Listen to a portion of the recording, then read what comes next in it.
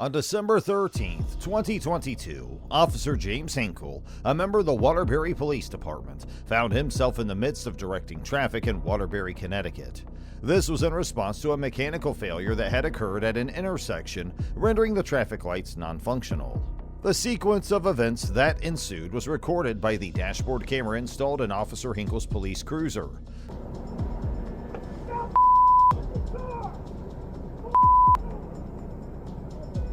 We're gonna use up your time immediately.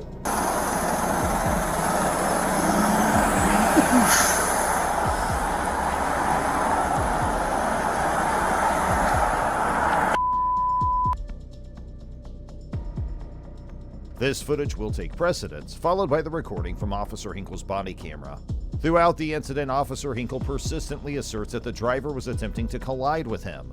However, upon reviewing the dash cam footage from his police cruiser, it becomes evident that he moved aggressively towards her vehicle as she passed by. Additionally, he can be heard telling her that she's fortunate not to be in handcuffs at that moment. Officer Hinkle proceeds to request another officer's assistance in completing a citation for 2 infractions: failure to comply with an officer's instructions and reckless driving, both falling under Section 14-223 of the Connecticut General Statutes. No! This means stop! This means stop! I didn't see that until I was already past. And then you still drove by me! I'm so sorry, sir. I didn't. License and registration now! Hold on. Sorry. Give me a second, okay? No, license and registration now! Okay. You almost ran over an officer standing in the middle of the street. I'm so sorry. I didn't realize what was going on. That was very confusing. It's a bright yellow jacket standing in the middle of the street. What don't you understand? All the other cars were going. No, they weren't. You were the only vehicle coming from that way. You almost ran me over in the middle of the street. This section delineates the offense as failing to halt when signaled or disregarding an officer's directives. It stipulates that if a motor vehicle operator fails to promptly come to a complete stop when the signal of a uniformed officer or an officer with a prominently displayed badge, or if they defy the officer's instructions pertaining to vehicle operation, they will be considered to have committed an infraction. Moreover, Officer Hinkle cites Section 14-222 of the Connecticut General Statutes, which outlines the specifics of the reckless driving offense. Subsequently, the driver received the citation but was permitted to depart from the scene. However, the charges were subsequently dismissed. This event prompted an internal affairs inquiry into Officer Hinkle's behavior, leading to his immediate placement on paid administrative leave on January 9, 2023. Following the investigation, it was determined that Officer Hinkle had breached departmental policies through his actions, conduct, and demeanor. Do a pickup. What is such an important factor that me standing in the middle of the street, Sir, stopping you, and you try to run me over? Sir, I swear. And then you looked at me, you waved at me, and then you kept going anyway. I swear I was not trying to run you over. I thought you were. The cars were going. I'm telling you to stop in the middle of the street, and you wave at me and keep going.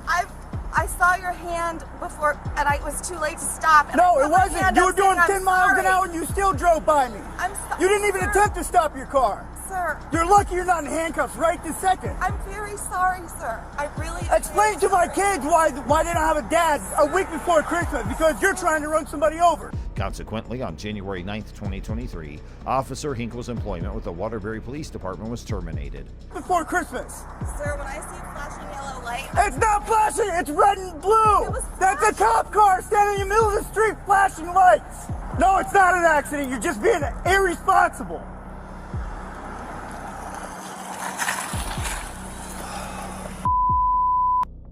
Street, and then waves at me and still tries to drive by me. Run her, please, and make sure she's valid. A week before Christmas, I almost get ran over. All right? Yeah. I got 2 kids at home waiting for me to come home tonight. Sir, I'm very sorry. I thought. Sorry doesn't break it. You looked right at me and still decided to drive by me. No, you weren't. I was in the middle of the intersection. You hurt? Emotionally. Chief Fernando Spagnolo, in an official statement regarding the termination, emphasized that Officer Hinkle's conduct during the encounter with a member of the community was unacceptable. Here comes our next investigation. June 11, 2018 saw Deputy Duriel Aiken from the Pasco County Sheriff's Office detaining Dr. Catherine Coker on suspicion of running a stop sign close to her residence in Wesley Chapel, Florida. It's worth noting that Dr. Coker managed to reach her home before Deputy Aiken could initiate a traffic stop. Upon reaching her home, Deputy Aiken parked his cruiser on the street and proceeded to approach Dr. Coker after she had parked her vehicle in her driveway and stepped out. Deputy Aiken communicated to Dr. Coker that should she choose to conclude the traffic stop and enter her residence, he would proceed to arrest her under charges of obstruction or what is commonly referred to as resisting. I don't need a video. I saw you do it. No, you need a video. No, I don't. I saw you do it. We'll be going to court because you did not see me do it. Okay, if you say so. Okay, I do say so. You guys have been targeting me and targeting me and targeting me because all the neighbors complain, and I'm not doing anything. I don't know, whatever. Write me a ticket for my insurance. I don't know.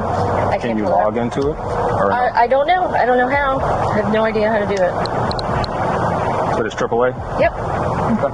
Well, just do me a favor. Just hang tight till I'm done, okay? Yep. Public harassment. She was hauling.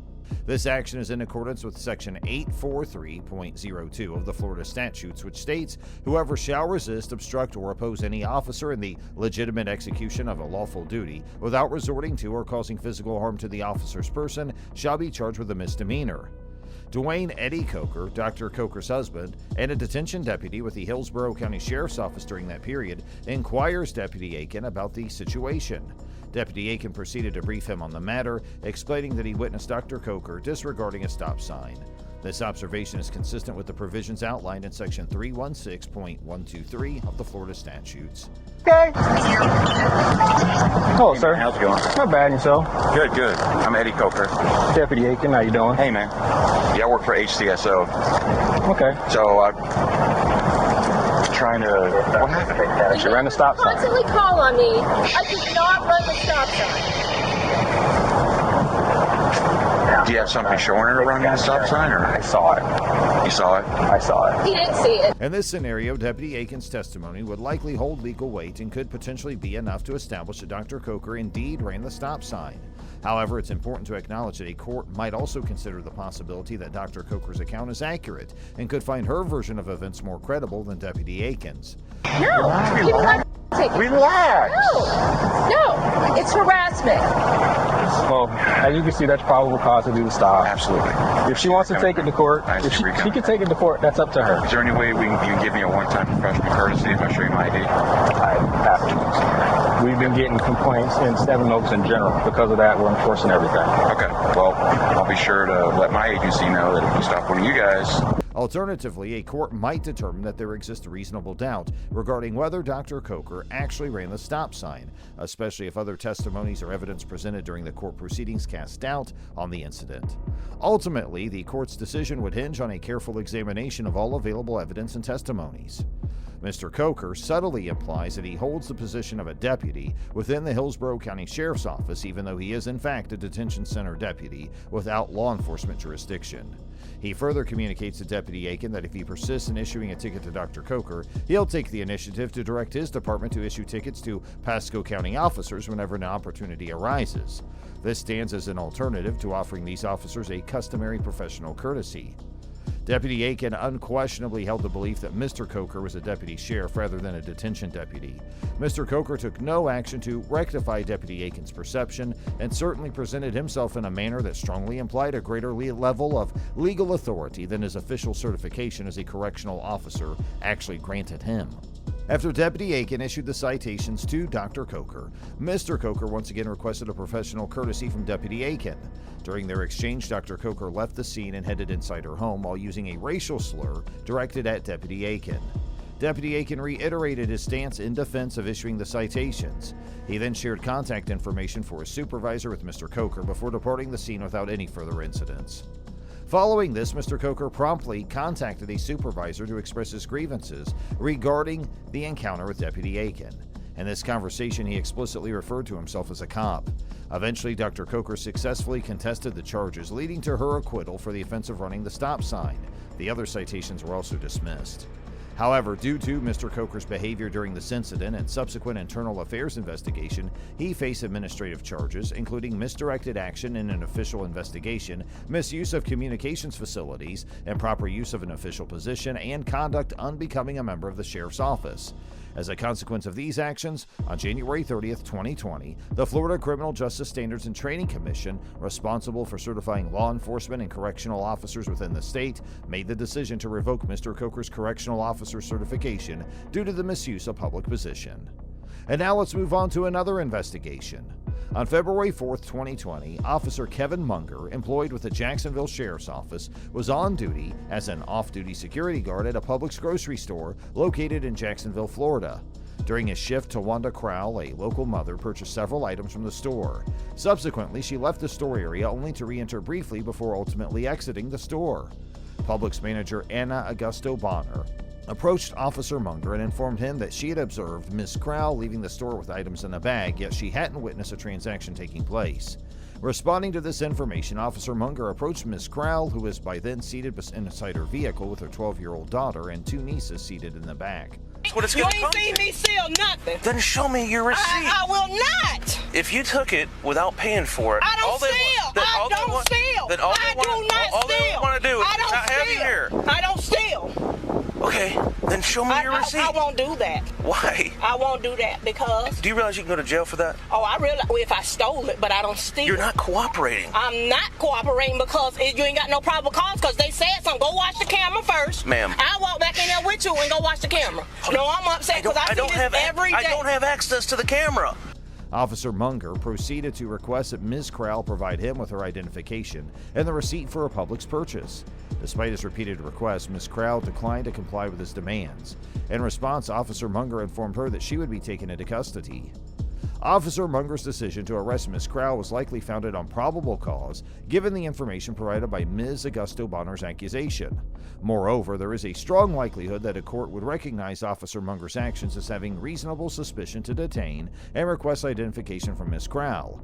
However, it's crucial to highlight that Ms. Crowell would not be under a legal obligation to present a receipt or any form of identification. This is a key consideration in the scenario, emphasizing an individual's rights within such circumstances. No, everybody ain't. Well, most of them are. They is. We can profile anybody. I see y'all up here every day bothering people. I don't bother anybody. Whoever. Can you just show me your receipt? No, I'm not going to do that. Because that makes absolutely no sense at all. I'm not going to. Can I see your receight? If they sent you out here, that means they saw me steal. They didn't see you go through a register and pay. So why not do that? Protocol is step out of the car. To go look on the camera. Step out of the car. Step out of the car and come with me. I'm not stepping out no car. Then you're going to go to jail. Officer Munger resorted to deploying his taser against Ms. Crowell, causing her to fall to the ground and subsequently restrained her with handcuffs. According to the Jacksonville Sheriff's Office Order 551, which outlines the department's guidelines for response to resistance, it stipulates that officers are authorized to use force at a level that is both reasonable and essential for making an arrest or safeguarding themselves or others from potential physical harm, resistance, or life-threatening situations. Lieutenant. Come on. No. You're going to go to jail. No, I'm not. You're going to go to jail. No, I'm yes, not. Yes, you are. No, I'm not. Then give me your receipt. I'm not giving you my receipt. Come on. No, I'm not. No, I'm not. You're going to jail. No, I'm not. You're going to jail. I'm not. No, I'm not. You are going to jail. No, I'm not. I'll tell you what I'll do. No, I'm not. You're going to jail. No, I'm not. Call your mama. Nevertheless, while certain actions by Ms. Crowell upon exiting the vehicle could be interpreted as potentially evasive, the body camera footage notably reveals that when Officer Munger deployed his taser, Ms. Crowell had been standing at a reasonable distance from him, with her hands positioned by her sides for a significant duration. This stance cannot be reasonably classified as active physical resistance. Furthermore, this situation would not have warranted a reasonable officer to believe that Ms. Crowell posed a threat of physical harm or intended to strike him. Turn around right now. What am I no arrest for? Turn around right now for not cooperating. Cooperating? Turn around. I didn't steal. Tasing you right now.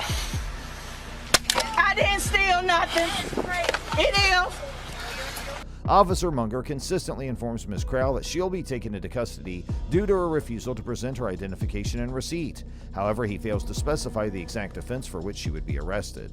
Given her protections under the 4th and 5th Amendments in this situation, it's important to note that although Ms. Crowell displayed uncooperative behavior, she was not under any legal obligation to furnish Officer Munger with her receipt or identification. Consequently, it's probable that a court would determine that her actions could not result in an obstruction conviction. Ms. Crowell was held in a police vehicle and offered assistance by Jacksonville Fire Rescue EMS to remove taser darts. However, she preferred going to the hospital for dart removal by a licensed physician due to one dart being lodged in a sensitive area. An off-duty officer watched her children until they were picked up. Officer Munger discovered her receipt in her vehicle after her arrest, as shown in camera footage. After a 6-hour wait, she was taken to the hospital for dart removal and then to jail. She was initially charged with resisting arrest without violence, but the charge was dropped by the state attorney's office. An internal investigation by the Jacksonville Sheriff's Office into Officer Munger's conduct took place after a complaint, though the officer was cleared based on body-worn camera evidence. Officer Munger has faced 25 citizen complaints since 2004, with most not resulting in sustained findings. The Sheriff's Office purges officer discipline records after 5 years. Ms. Krell filed a lawsuit against Publix in June 2020, which was dismissed with prejudice in December 2021 after an undisclosed settlement. Overall, Officer Munger's actions and Ms. Krell's case involve various legal and investigative proceedings.